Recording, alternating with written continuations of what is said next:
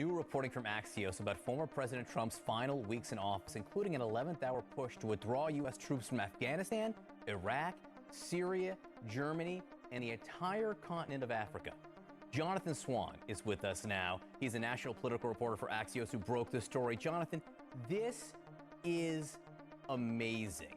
You begin this remarkable reporting by telling the story of John McEntee, 31 years old, not connected to the military at all, presenting this typewritten order on a piece of paper that basically says, withdraw U.S. troops from, half the world. What went on here?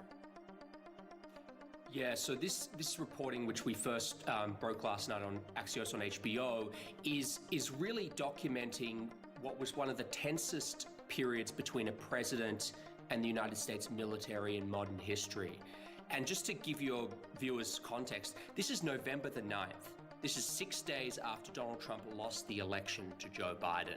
So he is a caretaker, lame duck president.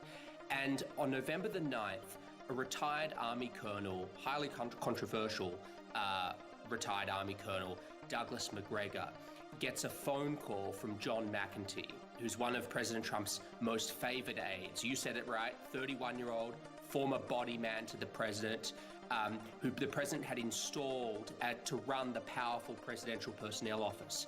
He calls Macgregor into his office in the EOB, sits him down, and he's just come from the Oval Office, and he hands him his handwritten notes from that meeting. And he says, this is what the president wants you to do. And it's what you just outlined. And, you know, we've talked about Afghanistan. We've talked about, to some extent, Iraq and Syria. But he asked him also to complete an entire U.S. troop withdrawal from Germany before January 20. And that would have completely reshaped America's role in the world, its alliances, its relationship to NATO.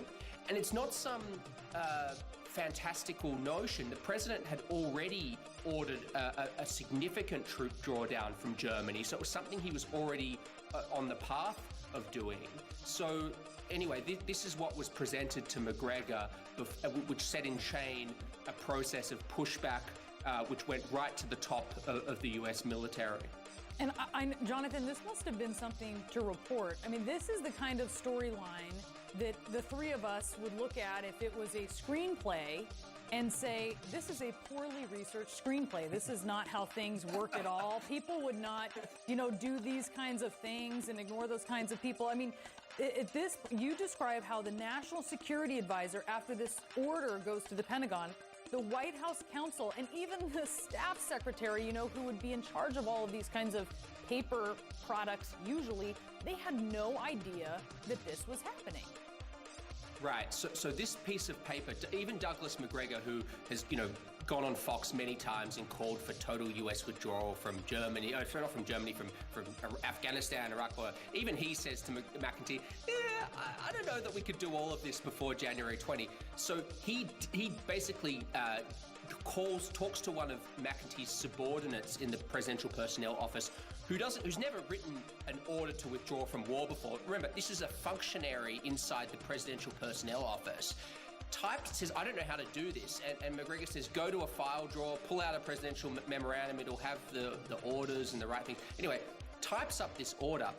And so on November the 11th in the afternoon, Christopher Miller, who is on his third day in the job as the acting Secretary of Defense, he receives by courier this printed formal order signed by the President of the United States, calling for a total withdrawal from Afghanistan by January 15, total withdrawal from Somalia by December 31. And he says, what in God's name is this?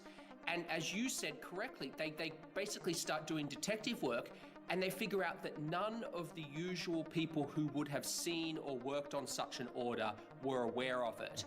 And it was then that dawned on them that this was an off-the-books operation by the commander-in-chief himself. It really is stunning to think about the implications, how many troops, what it would have meant for U.S. foreign policy around the world in such a short period of time. So even beyond that report, which aired last night, you're breaking more news. Like every 10 minutes, Jonathan, there's more that's coming out of you here. We just saw Axios cross something.